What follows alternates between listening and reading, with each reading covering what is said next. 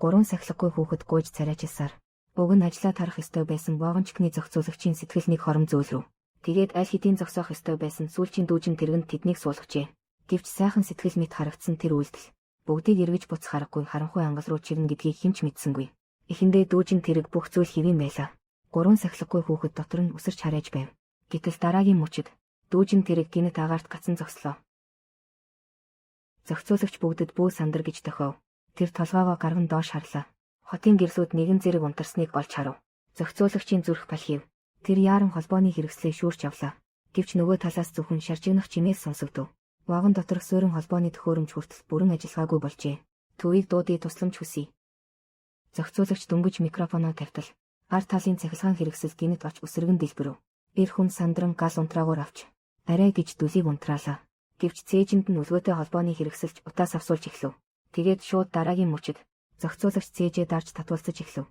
Тэр ямар ч шинж тэмдэггүйгээр шалан дээр унжээ. Энэ удаа 3 сахилгагүй хүүхэд бүр мөсөн сандарлаа.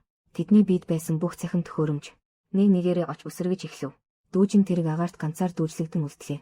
Яарсан төгшүүрийн дохио холоос ойртон сонсогдов. Магадгүй уулын хүндий дууг зуурайтуулснаас болсон байх. Дуун дүүжин тэрэгэнд хүрэхдээ онцгой хурц сонсогдож байлаа. Аз болоход удалгүй. Чих цоолон төгшүүрийн дохио аажмаар замхарлаа. Тэгэхэд гурвуулаа ажиглаж эхлэв. Шалан дээр унсан зохицуулагчийг хамгийн бага имижхээ наан анхааралтай чагнав. Тэгээд түүний зүрх аль хэдийн цохилгоо байсныг мэдлээ. Хувцсны нэг буланг сөхөхөд зүрхэн тушаанд түлэгдэж харсан шарах байв. Зүрхний доторх төхөөрөмж нь эвдэрсэн бололтой. Тэгээд зохицуулагч гинэт амьсгал хураасан хэрэг. Энэ үед бурчгар цонхоор хараад уг нь гэрэл гэгээгээр дүүрэн байх ёстой хот. Одоо ангал шиг тас харанхуй болсныг харлаа. Айлуудын гэрэл байтугай. Бүр бараан улаан машины арын гэрэлч үзэгдэхгүй байв. Бурчгар саяын төгшүүрийн дохиог ямар нэг нүүлгэн шилжүүлэх дохио байх гэж таав. Байгалийн гамшигч байж магадгүй, данч байж магадгүй. Нөгөө хоёр нь тэр даруй эргэлзэн асуув.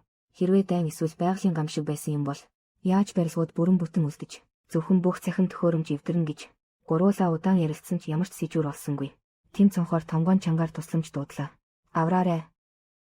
Гэвч тэд агаарт дүүжлэгдэж байв. Байрлсан газар нь ч хүн амьтанд 100 муудан нутаг. Ойрын хугацаанд хэн нэгэн өнгөрөх магадлал огт үгүй.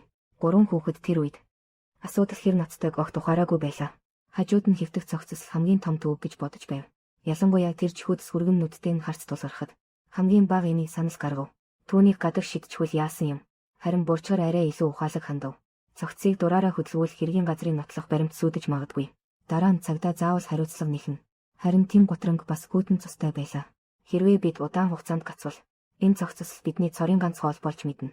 Тэмээ мэс шиг хүйтэн өнгө хоёр найзыг нь өөрийн ирэхгүй чихүүдс хүргэв. Бурчгар айл болох сайн талаас нь бодохыг хичээлээ. Энтхийн ажилчид зохицуулагчтай удаан холбоо барьж чадахгүй бол заавал хүн явуулж шалгуулна. Энэ үгийг сонсоод эмигийн сэтгэл арай тайвширлаа. Гэвч энэ цогцыг харахаар түнд дотор нь нэг л эвгүй санагдана. Тэр халааснасаа нэг алчуур олж гаргав. Дэлгээд вагончикны зохицуулагчийн нүүрэн дээр бүтэв. Одоо яах вэ? Бид аажмаар дулаанаа алдна. Нар уулын цаагуур орох гэж байлаа. Готронг тэм дахиад л муу ёрлоод эхлэв. Хүйтэн биеийн дулааныг сорж авна. Тэд эртхэн арга бодохоос өөр замгүй байв. Гэвч вагончикийн булан тохой бүрийг нэгжээд төмөр хайрцагнаас хитгэн гэрэлт саваал олжээ. Дулаацуулах ямар ч нэмэргүйч. Ядаж тэднийг хав харанхуйд үлдээхгүй байлаа. Гуруулаа ийм орой болчиход яагаад аврах хүн ирэхгүй байгааг ярилцаж байх үед бурчгар гинэт олж харав. Цогцсны нүүрэн дээрх даав үйл ялэг хөдөлжээ. Бүгд нуруугаар нь хүйт дааталчичрав. Эми зориг гарган дөхөж очиод шалгав. Гэвч ямар ч сонин зүйл олсонгүй. Харин бурчгар өөрийгөө андуураагүй гэж зүтгэлээ. Яасан ч энд цааш үлдэж чадахгүй гэв. Тим яаран түүнийг болиулав. Одоо хаалга онгойлгуул хүйтэн салхи орж ирээд гуруулаа ингээд дуусна. Тэр бурчгарыг хүчээр буланд суулгав. Тэгээд хэрвээ чи үнэхээр буруу хараагүй бол кинонд гардаг үхээд амилдаг зомби л байх нь гэж тайвшруулахыг оролдов. Эми тэр дороо сэргээд ирэв. Тэд ямар нэг цацрагийн дайралтад өртсөн юм биш биз. Тэдний яриа улам бүр замаа алдаж байх үед тэмч бас тэр даав хөдөгч байхыг харав. Яг л цогцос амьсгалж байгаа мэт. Энэ удаа гуруулаа бүр сандралтав. Тэм гартаа таарсан гал унтраагчийг шүүрч авав. Цогцост ойртож очиод л даав хөдөлгсөн агааржуулалтын нүхнээс орж ирсэн салхи байсныг мэдэв. Зүгээр л хий айсан хэрэг байжээ. Гуруулаа уртаар амьсгаа гаргав. Сэтгэл нь нэг дор сулран тавигдлаа. Тэмд гинэт шээсэн хүрч тэсгээ болов. Тэр кабины хаалгыг жаахан завсарлуулав. Гэвч гаднах догшин салхи түүнийг өөр дээрээ шийдэл хийсгэв. Дотогш орж ирсэн мөсөн агаар бүгдийн толгойг гинэт сэргэг болуулав. Тэд өөрсдийгөө яаж аврах талаар ярилцаж эхлэв. Аврагчдыг цааш хүлээх нь бодтой биш санагдав. Эми хувцаа ууж олс болгоод доош буухыг санал болгов. Гэвч вагончик хэтэрхий өндөрт байлаа. Вагончикны зохицуулагчийн хувцсыг нэмсэн ч огт хүрэлцэхгүй. Мэдхийн завдалгүй гэрэлт саваанууд нэг нэгээрээ унтарч эхлэв. Хайрцагт хоёрхан ширхэг үлдсэнийг хараад тийм өмнө нь яагаад хэмнэж хэрэглээгүйдээ харамсав. Энэ удаа тэр ганцхан гэрэлт саваа асаалаа. Ганц хүслэн цөхрөлийн энэ хар шөнө хурдан өнгөрөх байв. Гинэт вагончикийн гаднаас аимшигтай их чимээ гарав. Асар олон шувуу хурдтай шүргэн өнгөрч байжээ. Тэд мэдрэх чадвараа бүрэн алдсан мэт. Урд нь вагончик байсан ч чиглэлээ өөрчилсөнгүй. Тунгалаг шис бүхэлдээ цусны мөрөөр будагдав. Аз болоход ямар ч цууралт гарсангүй. Гэхдээ гурвуулаа хангалттай айж орхилоо. Өнөөдөр тохиолдсон хачин явдалд дэндүү олон байв. Цахилгаан тасарч электрон төхөөрөмжүүд ажиллагаагүй болсон. Тэд эдгээр гаж үзэгдлүүд ямар нэг байдлаар холбоотой бүдгхэн мэдэрч байлаа. Гэвч үндсэн шалтгааныг олж чадсангүй. Мэдхийн завдалгүй шүн дундаас хойш болов. Вагончик доторх хэм улам бүр буурч байлаа. Нимгэн хувцас энэ тасгийн хүйтнийг огт дийлэхгүй. Гурвуулаа дулаацахын тулд цогцсны хувцсыг тайлхаас аргагүй болов. Тим хамгийн зузаан гадуур хувцсыг булааж авав. Бурчвар дотор муу хайрсандаа бүх хугацаанд хөдөлсөн ч үгүй. Тэд хурдхан хувааж дуусаад хувцсны халаасанд бас нууц юм байгааг олж мэдэв. Хагас шил хатуу архинаас гадна бөөн мөнгөн дэвсгэрт нэг асаагуур байлаа. Эми эхлээд архины савыг сунгав. Хүн бүрт нэг балгуулах санаатай. Энэ удаа бурчварч маялхаа болов. Хатуу арх хоолой давсан тэр агшинд дулаан мэдрэмж ходоодноос бүх биеэр тархав. Энэ үнэхээр л хүйтнийг давах хүчтэй зэвсэг байлаа. Гурвуул ээлжлэн хид балгав. Архины сав тун удалгүй хоосорлоо. Бурчвар вагончикны зохицуулагчийн дотор хувцсны халааснаас нэг хутаг олжээ. Эми сахилгагүйхэн авч эргүүлж тойруулан оролдож эхлэв. Харин тийм нухацтайгаар тэр зүйлийг сайн далд хий гэж санууллаа. Дараа нь том хэрэг болж мэднэ. Тэгээд хэлж дуусаад цогцос руу нэг хялам хийхээ мартсангүй. Нөгөө хоёр нь тэр үгийн цаад утгыг ойлгож амжаагүй байв. Кабелийн вагоны гаднах шөнийн тэнгэрт гинэт нүд гэлбом туйлын туяа асуув. Илүү тод харахын тулд тэд шат олж ирээд дээврийн цонх руу авирлаа. Гурван хүүхэд ийм үзэсгэлэнтэй дүр зураг өмнө нь огт харж байгаагүй. Хормын зур догдлоод одоогийн аюулт байдлаа хүртэл мартчихв. Туйлын туяа сарнахад тэд сайн нэг вагон дотроо буцаж орлоо. Биеийнхэн дулаан өөрсдөө ч мэдсгүй бараг ихэнхээрээ алдагдсан байв. Тэд вагон дотроо атералтан сууж хүчээ аль болох гамнахаас өөр аргагүй болов. Тэд мансуурсан мэт сэрэхэд шалан дээр шоколадны хоосон буудал байгааг олж харлаа. Хин нэгэн бүгдийг нам унтаж байх хооронд нуусан хоолоо сэмхэн идчихсэн нь эст байв. Гэхдээ одоогийн ийм нөхцөлд хин ч өөрөө гарч ирээд хүлээхгүй нь мэдээж. Кабелийн вагоны доторх хэм аль хэдийн тэг градус орчимд хүрчээ. Тэд даарсандаа шүдэн тачигнан чичирч байв. Сим идсэн хулгайчийг хайх тэнхэлч үлдсэнгүй. Эми бидээ үлдсэн ганц цаасан мөнгө гаргаж ирэв. Асаагуураар шатааж бүгдэд жаахан ч болов дулаацуулах гэсэн юм.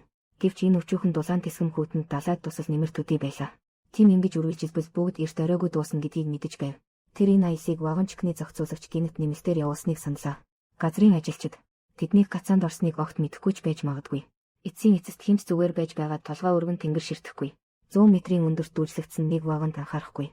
Харин газар дээр хүний анхаарал татах юм байвал эргүүл хийж яваа ажилчид толгой дээрх кабелийн вагоныг анзаарч мэднэ. Эцэст нь тэд нэг арга олж ярилцав. Тэр нь вагончикны зохицуулагчийн цогцыг доош шидэх байлаа. Тэд хүчээ нийлүүлэн вагоны хүнд хаалгыг татаж онгойлгов. Ясан тусдас хүйтэн салхи огцом цутган орж ирлээ. Тэм болон бусад нь шүдээ 100 бие биедээ туслан цогцыг доош түлхэж унгав. Хаалгыг хаасан тэр агшинд хідэн хүн амьсгаадаж байлаа. Тэд вагон дотроо тойрон сууж тасралтгүй залбирав. Газар дээрх цогцыг хэн нэгэн олж хараасаа гэж хүсв. Хинч төсөөлөөгүй. Энэ арга үнэхээр үр дүнгээ өгсөн явдал байлаа. Газраас нэг дохионы пуужин дээш хөөрөв. Хүүхдүүд яаран толгоогоо цухуулглаа. Доор хэн нэгэн хамаг чадлаараа гараа далсаж байгааг харлаа. Тэд нэгэн зэрэг хоолоогоо шахан хариу ойрлов. Авраараа зогсооч. Ад жаргалт энтэхээр гай зовлон дагдаг гэдэг шиг. Тим толгой дээрээс нь нүргэлсэн аимшиг чимээ гарахыг сонслоо. Тэдний хамаг хүчээрээ орилсон дуу. Цасан нуранг өдөөчхөн гэж хэн санах билээ. Тэд агаарт дүүжлээстэй байсан тул юу ч болоогүй. Харин доор хөөрхий аврагчид агшин зуур овоорсон цасанд залгуулв. Ингээд бүгд бүрэн цөхрөлт унлаа. Ойрын хугацаанд энд дахин хинч өнгөрөхгүй завтай болов. Тэд харамсаж эхлэв. Энэ хараал идсэн кабелийн вагонд суухаар ирсэндээ. Тэд бүгд дөнгөж өсвөр насны хүүхдүүд. Үнэндээ төсөөлж чадахгүй байлаа. Энд хөлдөж өгөх нь ямар аимшигтай болохыг Тим гардах хутгаа ширтэн гөлөрч суулаа. Тэдний цорын ганц хүнсийг доош шидчихсэн. Одоо гурвын дундаас л хоо сонгохоос өөр замгүй болсон мэт. Бурчвар тэр даруй дуугарч байлуулав. Ийм бодлоо заавал тас хай гэж түнд анхаарууллаа. Гурвуулаа амьдрах бол хамт амьдрна. Үхэх бол хамт үхнэ. Тим дахин юу ч хэлсэнгүй. Харин босоод харцаа цонхны цааш чиглүүлв. Газар дээр зузаан хунгарсан цасыг хараад түүний толгойд нэг зоригтой төлөвлөгөө захилж орж ирэв. Тэр нь хэн нэгнийг шууд доош өсрүүлэх байлаа. Энэ сэрэг хунгар цас зөөлөвч болж өгвөл амьд үлдэх магадлал өндөр. Амжилттай болбол тусламж дуудахаар хүн хайна. Бүтлгүүтвэл азгүйгээ хүлээхээс өөр аргагүй. Гурвуулаа чулуу цаас хайж тоглож хэн үсрэхээ шийдэхэр болов. Эцэст нь бурчвар хоёр дараалан ялагдав. Бооцоонд орсон бол ялагдлаа хүлээх ёстой тул тэр айдсаа арай ядан дарлаа. Чичирсэн гараараа вагончгийн хаалгыг татаж нээв. Гэтэл уулын галзуу салхи дотогш хүчтэй шуурч орж ирнэ гэж хэн санах билээ. Толгой нь хананд мөрөгдөж шууд ухаан алдав. Эми хамаг хүчээрээ зуураагүйсэн бол Борчоор айл хэдийн вагончгоос унчих байлаа. Тимийн дотор давчтан бухимдлан туйлдаа хүрв. Энэ нөхөр төлөвлөгөөг гүйцэтгэж чадахгүй нь бололтой. Нөгөө хоёр нь арайхийн түүнийг түшиж болонд суулгав. Аз болоход удалгүй. Борчоор ухаангүй байдлаасаа аажмаар сэрлээ. Харамсалтай нь гурвын биеийн тэнхээ аль хэдийн эцэстээ тулсан байв. Тэдэнд вагончгоос дахин үсрэх зориг үлдсэнгүй. Учир нь азар амьд гарлаач. Энэ уусаас гарч чадахгүй байлаа. Яг тэр үед тэнгэрийн хаяанд дахин туйлын туяа гэрэлтэв. Борчоор гинэт нэг номон дээрх тэмдэглэлийг санав. Шөнийн тэнгэр дэх өнгөт гэрлийн судлууд, нарны идэвхжлээс үүдсэн төс толб юм. Түүнд хавчуулагдсан эрэх цахилгаан соронзон шуурга, бүх цахим төхөөрөмжийг ажиллагаагүй болгож чадна. Магадгүй энэ л өнөө шөнийн бүх гамшийн их сурвалж байж мэднэ. Тим гинэн цайлгунаар асуулаа. Хэрвээ цахилгаан соронзон шуурга нам бол би даврагдах юм биш үү? Гэтэл голд нь байсан Борчоор түүний асуултад дахин хариулсангүй. Гурван жаал хүү өөрсдөө ч мэдлгүй нүдэ айнв. Нар дахин дэлхийг гэрэлтүүлэхэд зузаан мөсөн хяруунд бүрхэгдсэн вагончиг аажмаар доош буу. Ажилтнууд бүхээгийн хаалгыг нээхэд тэд зөвхөн 3 хүүхдийг л харлаа. Булан татиж суугаад огт хөдөлгөөнгүй байв. Борчоор эми хоёрын зүрх аль хэдийн цохилгоо болжээ. Ганцхан тимийн биед өчүүхэн дулаан үлдсэн байлаа. Анх вагончикны зохицуулагчийн хувцсыг хувааж авах үеэс л тэр хамгийн зузаан пальтог булаан авсан байжээ. Тэгээд халааснаас нь нэг ширхэг шоколад хүртэл олсон байв. Тим түүнийг гаргаж хуваалцсангүй. Харин ганцаараа идэхийг сонгосон юм. Эхнээсээ эцсээ хүртэл тэр туйлын хуваа хичээсэн зангаараа өөрийгөө хамгийн аюулгүй байрлалд тавьж чадсан. Эцэст нь энэ гамшихаас амьд үлдсэн цорын ганц хүн болов. Дүр зураг солигдож хэдэн 10 жилийн дараа очино. Тим ганцаараа цанын баазын уулын оройд ирэв. Энэ олон жилийн турш тэр цаг мөч бүрт нас барсан хоёр хамтрагчаа дэрэгдээ байгаа мэт мэдэрсээр иржээ. Тим нулимс урсган вагончикны зохицуулагчийн үлдсэн эд зүйлийг шороонд буллаа. Аришгүй үлдсэн тэр хүүхэд насны хар дарсан зүүдийг дурсахын тулд том болсон эми гар дээрх шивээсээ ширтэн. Тэр шөнийн гамшийн үнэн нь энэ байлаа. Нарны аймгийн гаргууд нэг шулуунд жагсаж хоорондын таталцлын хүчин давхарлан нэмэгдснээр аимшигтай хүчтэй цахилгаан соронзон шуурга үүсчээ. Үүний улмаас дэлхий дээрх цахим төхөөрөмжийн тал нь нэвтэрсэн юм. Энэ бол 100 жилд ч ховор тохиох. 9 гариг нэг шугамд жагсах тэнгэрийн гайхамшиг байв.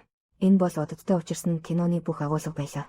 Энэ киноны орчин хэдий ганцхан мэт боловч өндөр агаарт бүрэн битүүмжлэгдсэн нууц өрөө шиг тэр орон зайд шат дараалан хурцдсан чихүүдс хүргэн явдлуудыг ашиглан амьсгаа боогдом уур амьсгалыг тусдалд бүрдүүлжээ.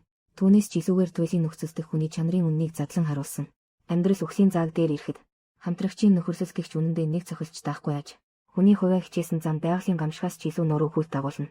За өнөөдрийн тайлбар ингээд өндөрлөе. Өөр бодолтой найзууд байвал сэтгэгдлийн хэсэгт үлдээж хамт ярилцаарай. Дараагийн дугаарт дахин уулзъя.